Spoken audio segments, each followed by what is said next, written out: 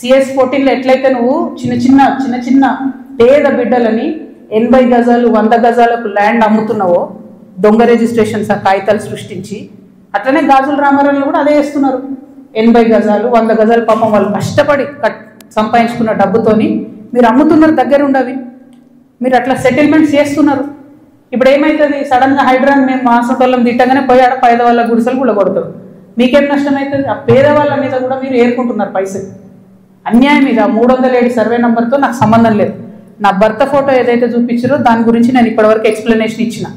ఆ ఎక్స్ప్లెనేషన్తో పాటు కృష్ణారావు గారితో పాటు టీ న్యూస్ ఛానల్తో పాటు ఎలిమినేటి ఈయన పేరు మహేశ్వర్ రెడ్డి, అల్లేటి మహేశ్వర్ రెడ్డి గారికి కూడా లీగల్ నోటీసులు ఇస్తున్నాం. ఇంకా గమ్మత్ ఏంటంటే ఇప్పుడు ఈ చెరువు దీని మధ్యలో ఉన్న చెరువు అని చెప్పిన కదా, ఆ చెరువు పేరు ఏంటి అంటే ఎండి ఉస్మాన్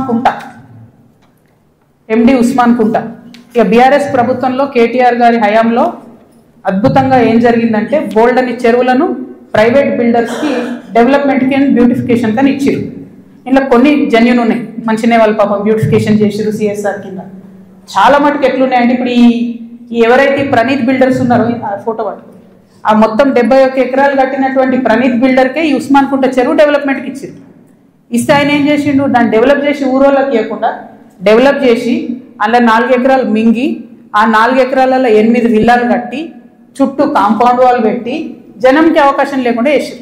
అంటే నీకు డెవలప్మెంట్ కనిస్తే నువ్వు మింగేసినావు. అందులో నీ కొడుకే డైరెక్టర్ ఉన్నాడు కృష్ణారావు గారు. మరి సమాధానం ఇప్పుడు చెప్పు, ఏం చెప్తావు నాకు అర్థం కాదు. ఏదో నిన్నటి నుంచి తమాషా చేస్తున్నట్టు జాగృతలు దాడి చేస్తారు గీడి చేస్తారని. మాకు అట్లాంటి ఆలోచన ఏం లేదు. మేము మీ మీద దాడి చేసేంత పెద్ద వ్యక్తి మీరు కాదు. ఫస్ట్ థింగ్ వదిలేసేయండి, మీ మీద దాడి చేసే అవసరమే లేదు. మీ వెనుకో గుంటనక్క ఉంది చూసినావా, వాళ్ళని మాత్రం వదిలిపెట్టాం. ఆ గుంటనక్కకి చెప్తున్నాయి ఇప్పుడు వినమని. ఆ గుంటనక్క ఇంటుంటాడు, ప్రెస్ మీట్ నాకు తెలుసు. సియాట్ ల్యాండ్స్ ఉండే, దాన్ని తర్వాత ఏం చేసిండ్రు, సెయింట్ గోబెన్ అనే కంపెనీకి ఇచ్చిర్రు 70 ఎకరాలు. దాని తర్వాత ఏం చేసిర్రు, ఈ గుంటనక్క రికమెండ్ చేస్తే మన BRS government favourite builder Vasavi ఉన్నాడు కదా, ఆ వాసవి బిల్డర్కే ఇచ్చిర్రు. అయితే ఒక అధికారి దానిలో చాలా కీలక పాత్ర. ఆ అధికారి ఇప్పుడు ఈ గవర్నమెంట్లో కూడా కీలకంగా ఉన్నాడు. కానీ ఖచ్చితంగా సెయింట్ గోబెన్ ల్యాండ్కి సంబంధించి ఆ అధికారి పేరు, నేను చెప్పే గుంటనక్క గారి పేరు 2 కలిపి నేనే ఇస్తా. విజిలెన్స్కి ఇస్తా, ఈడీకి ఇస్తా, సిబిఐకి ఇస్తా. ఏ చూసుకోరు, ఏం చేసుకుంటారో వేసుకో. నేను మీలాగా ఫాల్తు అలిగేషన్స్ చేయను. నా భర్త ప్రైవేట్ ల్యాండ్లో వ్యాపారం చేసిండు. ఏ రియల్ ఎస్టేట్లో ఉన్న వ్యక్తి అయినా చేస్తాడు. మేమెన్నడూ ప్రభుత్వ భూమి జోలికి పోలేదు.